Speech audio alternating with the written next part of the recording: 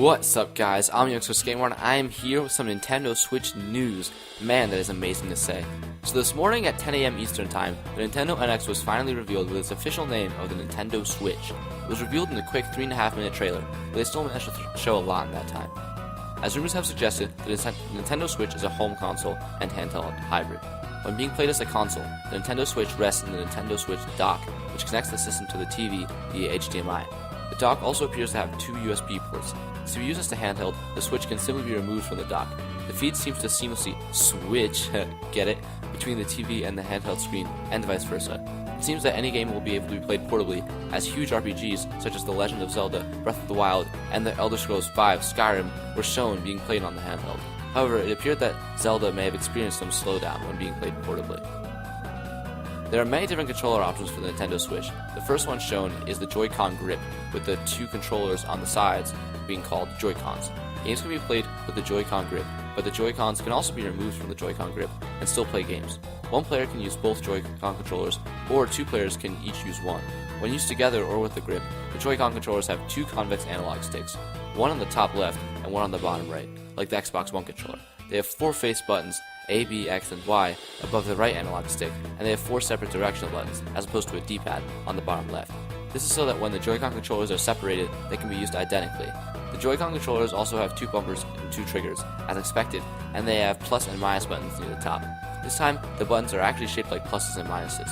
Finally, the controllers also have a home button below the right analog stick, and one more button below the D buttons, whose function is unknown. The biggest common theory is that it is a share button, which has been suggested in leaks or rumors for a while. As stated before, the Joy-Cons can be used separately. When this is being done, each player has a left analog stick, 4 face buttons, a plus or minus button, a home or other unknown button, and a bumper and trigger on the left or right side of the remote. It is unknown if there are other shoulder buttons on top of the remote when held horizontally. The Joy-Cons can also attach to the Nintendo Switch itself when playing portably. The Switch also has a kickstand. The Nintendo Switch Pro Controller was also announced as a controller option. It is very similar to the Wii U Pro Controller, except the right analog stick is on the bottom, like on the Joy-Cons, and there is an extra unknown button. The analog sticks are also concave as opposed to convex. I almost mixed those 2 up. The Nintendo Switch, they are concave, right? Yeah, they're concave, almost mixed them up, did not. Let's keep going. The Nintendo Switch is powered by a custom NVIDIA Tegra card. To the surprise of no one, the Switch is also Amiibo compatible, but it is unknown how Amiibo will be scanned into the console, or should I say, handheld. The Switch will play games via cartridges instead of discs. The cartridges are inserted into the top of the Switch itself. 6 games were shown off during the trailer, each displaying something different about the Switch. The games included The Legend of Zelda, Breath of the Wild, a new 3D Super Mario game, a version of The Elder Scrolls Skyrim, The Elder Scrolls V Skyrim, NBA 2K17, what appears to be a port of Mario Kart 8. The graphics and style looked exactly the same, and the map that they showed was GCN Yoshi Circuit, which was a DLC course in the Wii U game, so it's possible that the Switch version of the game will come with all DLC. In addition, a new character, King Boo, was shown to be playable, and the amount of items holdable has been changed from 1 to 2. These things make it clear that the Switch port of the game will be adding new content and even changing some features. And the last game they showed was something Splatoon. The graphics and style looked very similar, however a new map and new weapons were shown off, and it was even shown that players will be able to change their hair. It seems likely that what we saw of Splatoon for the Switch will be an enhanced port of the game with some new content, but it's also somewhat possible that it's an entirely new sequel. One of the most promising this is not right. Here we go. One of the most promising things about the Switch's reveal is the amount of third parties that seem to be on board. Hopefully this hints at specs that rival the Xbox Ones and PS4s, but unfortunately that can't be determined yet. A total of 48 publishers have publicly pledged support for the Switch.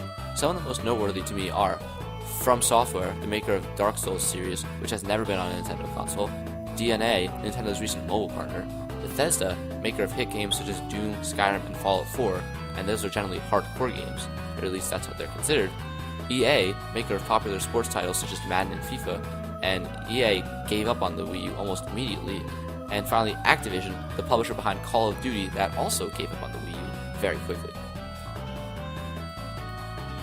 There you have it. That's pretty much everything we learned about the Nintendo Switch today. Let me know if I missed anything. The Nintendo Switch is coming out in March 2017, and I could not be more excited. I plan to cover it a lot when it comes out, and I also plan to cover news on the Switch until it comes out, so stay tuned for more Switch news. Obviously, this video has been much more scripted and more concrete than my Pokemon news videos. It's a brand new format, so tell me how you like the change in the comments below. I really want to hear your opinions. I might change it and go back to it being unscripted, I'm not really sure. So just make sure you let me know. But if you want my full opinions, because obviously these videos are much more factual, so if you want my full opinions, I'll be making a giant discussion video talking about every aspect of the console and everything that I think about it, which will probably come out tomorrow or the next day.